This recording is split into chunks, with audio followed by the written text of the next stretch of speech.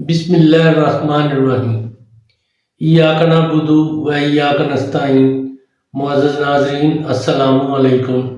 Doctor توقیر اپنے YouTube channel پر آج ایک نئے نسخے کے ساتھ حاضر ہے۔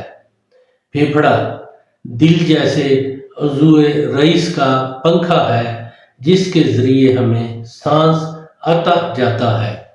اگر صرف 5 منٹ پھیپھڑے اپنا کام چھوڑ دیں تو ہمارا زندہ رہنا محال بلکہ ناممکن ہے۔ اکثر کھانسی کے سبب دماغی نزول ہوتا ہے جو پھیپھڑے پر گرتا ہے۔ پھیپھڑا اس نزول کو رفع کرنا چاہتا ہے اور اچھالتا ہے۔ بس پھیپھڑے کی یہ حرکت کھانسی کہلاتی ہے۔ اطباء نے کھانسی کی بہت سی اقسام بیان فرمائی ہیں، لیکن بڑی 2 ہی اقسام ہیں، خشک اور تر۔ تر میں بلغم خارج ہوتی ہے، خشک میں نہیں۔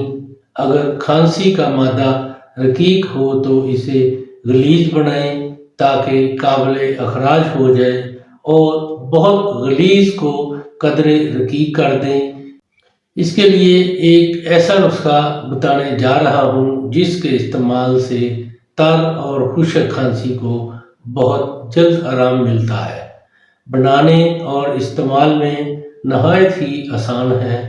اس سے پہلے کہ یہ میں نسخہ بیان کروں، آپ میرا چینل سبسکرائب کر لیں اور بیل آئیکن کے آل والے بٹن پر ضرور پریس کریں تاکہ میری تمام نئی آنے والی ویڈیوز کے نوٹیفیکیشن آپ تک بآسانی پہنچتے رہیں۔ ناظرین، یہی ایک سپورٹ ہے جو آپ میری کر سکتے ہیں۔ اس سے میری بھی حوصلہ افزائی ہوتی رہے گی اور میں آپ لوگوں کے لیے اچھے نسخے پیش کرتا رہوں گا۔ نسخہ ہے پھٹکڑی بریان 1 تولہ، مصری 1 تولہ۔ دونوں کو باریک پیس کر 14 عدد پڑیا بنا لیں اور ایک پڑیا خشک کھانسی والے کو دودھ سے دیں اور تر کھانسی والے کو پانی سے کھلائیں۔ اس سے انشاءاللہ پرانی سے پرانی کھانسی بلکہ معمولی نوعیت کا دمہ بھی دور ہو جاتا ہے۔